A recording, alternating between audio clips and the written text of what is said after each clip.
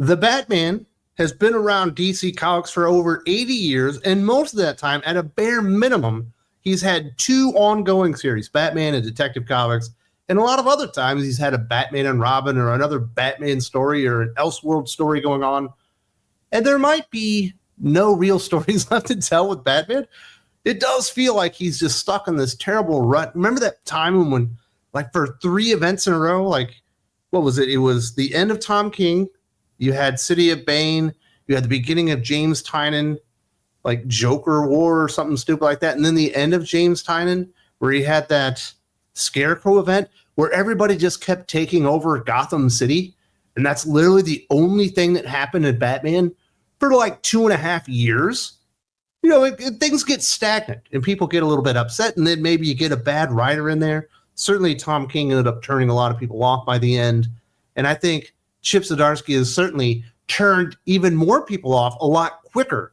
Now, I don't think he's been nearly as destructive to the Batman character, but he has been a lot more boring and just kind of odious with his writing style and wasting perhaps the best artist at all of DC Comics for the most part, Jorge Jimenez. Yes, there have been a few fill-in artists here and there, but mostly he's been wasting Jorge's time and DC's money with these lame-ass Batman stories. I've noticed it. You've noticed it. Your neighbor noticed it. Your sister noticed it. Everybody's noticed this. Even, I think he's from CBR. It's Screen Rant CBR. They all blend together at this point. And this guy, while he does make a couple of valid points, he's got some really stupid shit to say. And it always comes down to the one thing that a lot of these just soy-based life forms have an issue with. Batman's rich. That's the thing that's wrong with the character. Batman having means and money is necessary for the things that he does. It's certainly a core component of the character that he is. And taking Batman's money away solves nothing. James Tynion tried to do it. Did that make the character better? Absolutely not. Chip Zdarsky tried to double down on it. Did that make the character better? Certainly not. He actually gave the money back. Did that make the character better? Not really, because it was Chip Zdarsky who's fucking it up so much already that just taking the guy's money away because you don't like rich people does absolutely nothing to alter the status quo, because people are still going to have Batman with lots of, gadgets and devices and vehicles and stuff like that. Case in point, if you're enjoying Absolute Batman, who's supposed to be a Batman with zero means whatsoever. His dad died when he was young. He was never rich. He grew up in the housing projects with his mother, never had a cent to his name in his life. Guess what he's still got? All those expensive gadgets. In fact, they're bigger now. He's got a detachable fucking axe that comes off of his hand that he can chop people's hands off. He's got little pellets that turn water into hydrochloric acid so he can melt his enemies. He's got a fucking dump truck for a Batmobile. So even if he doesn't have money, you still get all the stuff that comes along with the money, other than, I guess, a butler. And make that what you will of it. But here's the dude's gripe about the money. Of course, it's got to be about the money first before we can actually talk about any of the things that's really holding Batman back right now. James Tynion attempted to shake up Batman's financial status quo during his run on the Solo series, forcing Bruce Wayne to fight crime without his vast fortune. However, this change didn't last long, and the loss of the Wayne fortune was conveniently retconned mere issues later during Chip Zdarsky's run. The fact that this change didn't stick around very long left many fans feeling it was pointless and reinforced the idea that disrupting the status quo in a meaningful way remains a significant challenge. Batman books have to learn to adapt to the changing tide of fan interest. If they don't, they'll be left behind. Now, he doesn't actually point out why Batman having money is a bad thing. He doesn't actually point out why taking the money away would be a good thing. He just wants the money taken away. And that's why it's absolutely pointless, because the writers can't do anything with it, because Batman, without fucking means and without his gadgets, isn't nearly as interesting. And nobody wants to make him a fucking detective again, even though Batman is the world's greatest detective. Detective fucking comics, you can't get a detective story in a Batman comic book these days, because everyone's so, when I say everybody, not normal people, not non-dumbasses like you and me, dumbasses like James Tynion and Chip Zdarsky and the writer of this fucking article are so obsessed with the fact that Batman is a rich dude. He's a rich guy. He can't be a hero. If he's a rich guy, he's just using his privilege of having his parents murdered before his very eyes when he was 8 years old so he can go beat up poor people on the streets, rather than realizing what he's actually doing is taking the vast fortune that his family had, helping the city, certainly giving back, but also allowing him to take out the most dangerous, disgusting criminals in all of Gotham City, and developing a vast network to do that with, because Gotham is so fucking crime-ridden, it's not even funny. Much like, Chicago these days, where we could probably use a Batman in Chicago. We should probably use a Batman in a San Francisco and a lot of these other stupid libtard fucking cities that decided to protect the criminals from the fucking citizens. And that's what these idiots are. Fucking idiots. It always comes back to his money. They have no plan what to do with him if he doesn't have the money. They can't explain to you why the money is bad. They just know it is bad because rich people are terrible. And it's, it has nothing to do with Batman. It is not a Batman problem. It's you're a dumbass problem. That's the big problem with this money. You're a fucking idiot, and you don't realize that Batman is actually using those means to actually help people. And it gets very, very frustrating because you see James Tyler, he can't be a billionaire. He's got to be a millionaire. Chip Zdarsky, he can't be a millionaire. He needs to be fucking broke. And then, 9 months later, fuck, I probably got to give him his money back because he's not Batman without it. Why can't he be a goddamn swinging dick bachelor anymore, going out there and nailing supermodels on his off time and making the character of Bruce Wayne fucking interesting? We don't even see Bruce Wayne anymore. And when we do, he's a fucking cuck. He's sitting there going, oh my God, look at these guys. They're trying to break the city. They're picketing me because I'm giving money to the poor. Shut up, you fucking retard. Go bang some Russian ballerina or something fun instead of being completely lame in your comic book, which is what Chip Zdarsky's been doing with it, which is why the book is failing, because it's not fun and it doesn't even feel like Batman anymore. Money is not the problem. This Pishley guy, I think that's his name. Maybe it's Maxwell Pishley, some fucking made-up lame-ass name like that. That or his parents really fucking hated him and wanted him to get beat up in school. Continued on. The other big problem with Batman books need to be more like his Elseworlds stories.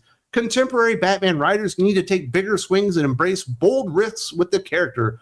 Time and again, it's been proven that Batman works in any tone, medium, or situation, and writers should fully utilize that versatility. Pit him against entirely new foes instead of having him face the Joker for the 50th time. Pair him with different characters, place him in unique, bizarre scenarios, or take away things he's grown accustomed to, anything to break free from the stagnated status quo. So the reason, for the most part, in the history of DC Comics that they've done Elseworlds stories, and certainly the Batman Elseworlds stories, have been the most lucrative, the most widely lauded, and certainly the ones that have held their place as far as the test of time.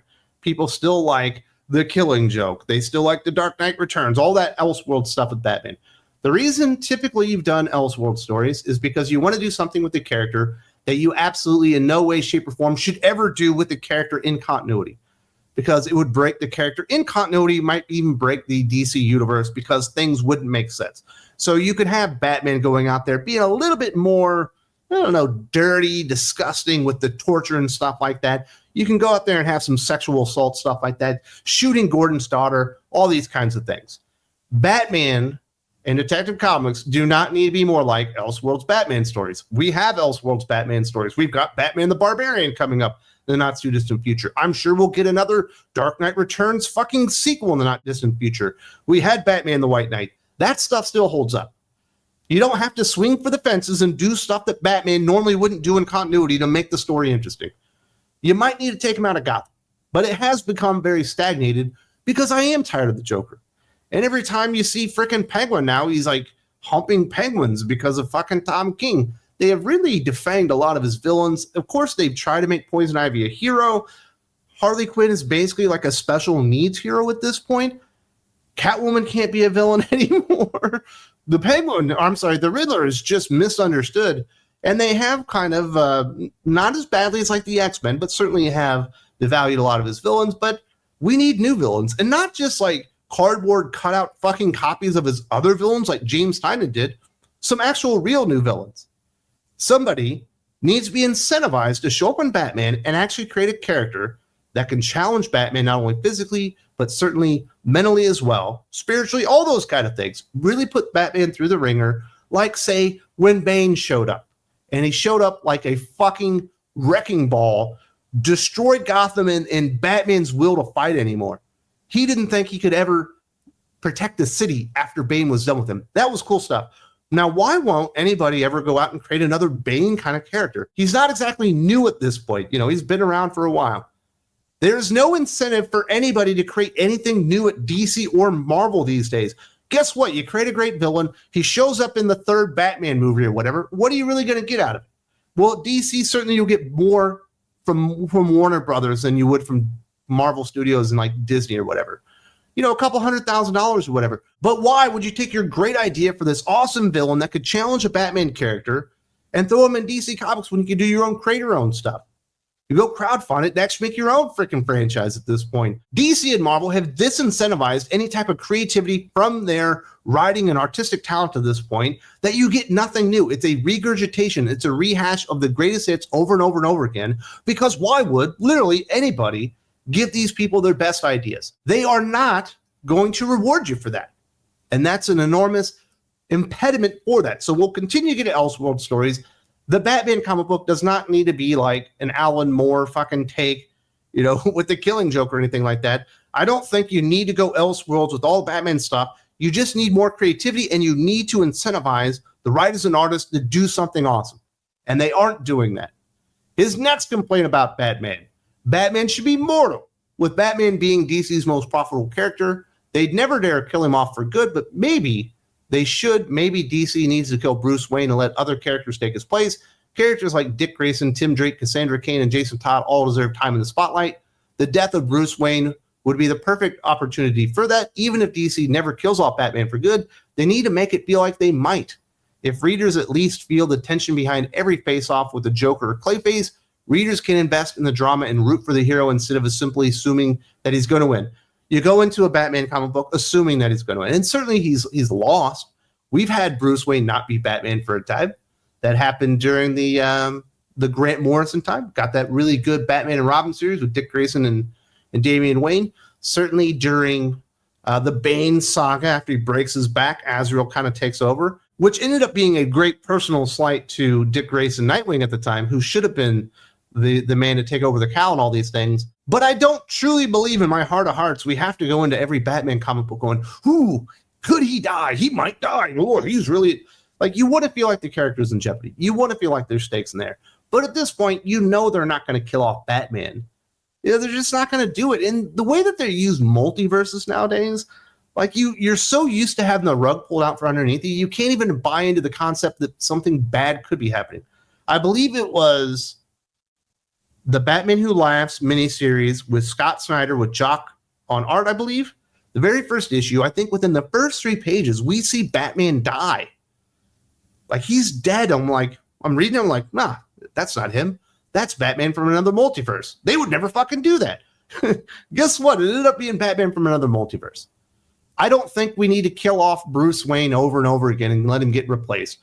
Nightwing doesn't need to become Batman. He's fucking Nightwing. He's got his own mantle. Jason Todd doesn't need to become Batman. Not that they would ever allow that to happen. Red Hood and the Outlaws was actually pretty successful and pretty badass there for a time. They just happened to get a bad creator on it. Tim Drake, he's a lost cause. You can't have him be Batman anymore, because then you would have a gay Batman. And as much as DC wants to do the LGBTQ DEI stuff, I don't think they're ready to fully commit to their actual Batman being gay. Cassandra Cain, I like Orphan. She's got a Batgirl series right now. I wish they would just call her Orphan instead of Batgirl, but those are miniseries characters. Tim Drake, Cassandra Cain, miniseries characters. Dick Grayson, ongoing series, doesn't need to be Batman. Jason Todd can be an ongoing series, doesn't need to be Batman. People want Bruce Wayne as Batman. They tried to do the new Batman or the next Batman, whatever that guy was, Jace Fox, Lucius Fox's son, after he stole all his money and never gave it back, which he still hasn't, by the way, which I do think is very, very strange. And, I don't think he should be killed off, but he should be mortal. Certainly. Like, I remember, man, who was it? I think it was a Jorge Menez page at the end of the James Tynion run. I might be wrong on that one, where they showed Batman and he was like taking the suit off and his entire back was just scarred and beat to hell, because of all the trauma that he'd been through protecting the city of Gotham. And I think those things need to be in there, but I don't need to hear that Batman has a torn meniscus, or his plantar fascia is flaring up on him and he just can't run the rooftops. That takes away from the fun and enjoyment of the story and making the character far too human. And these are fucking superheroes. They're not supposed to be human stories. Yes, Batman truly doesn't have any superpowers, but I don't need to know that he jammed his middle finger and thus he can't pick up a batarang to throw it right. You know what I mean? You can build up the stakes. You can make the character immortal without making him boring, which if it was in the hands of Maxwell Tishley, he would be boring as fuck. These are the final sentiments or ideas from Pishley. Batman has been creatively stagnant for far too long. Even some of his supporting characters have suffered from the same problem. Much like his mentor, Tim Drake has had a problem connecting with readers for years. If DC wants these characters to remain beloved, these need to be amended quickly. Batman's time as a classic hero of popular culture has had its ups and downs, but the Caped Crusader deserves a chance to start fresh and have bold new stories told about him and his constant fight against evil. He is very, very stagnant. No doubt about that. We're having him literally fight the exact same battle over and over and over again because there is no incentive for the creators to do anything new or interesting. And I think that's ultimately the reason behind the stagnation with Batman. The reason that it feels so fucking boring these days is because nobody is incentivized to do anything cool. The only person I can remember really doing anything kind of original was Ram V. And what did he do? Nothing with it. He just kind of sat there on the organs. And I'm tired of everyone going back and like retconning the fucking origin, not only of fucking Bruce Wayne Batman, but Gotham City itself.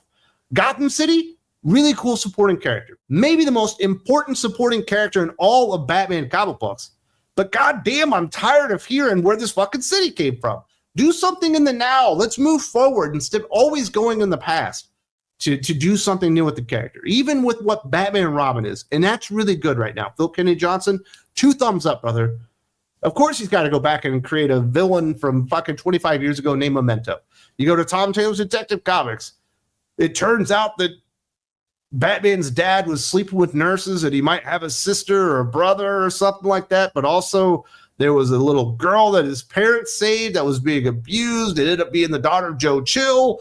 And now she's a fucking scientist and she's going to cure, I guess, Bruce's fucked up shoulder or something like that. Like, stop going to the past and start moving into the future. There's a lot of reason these things have been stagnant, and that's a lot of what it is to do with it. We need good creative, and DC needs to figure out a way to incentivize good creative. That's what I'm talking about. Fucking royalties. Pay people for the best ideas, and if they hit and people love them and you get more of it, you throw in more money. And then you actually get the best ideas instead of Chip Zdarsky holding it all for, what's he doing now? Free agents? Something like that. I don't even know what he's doing.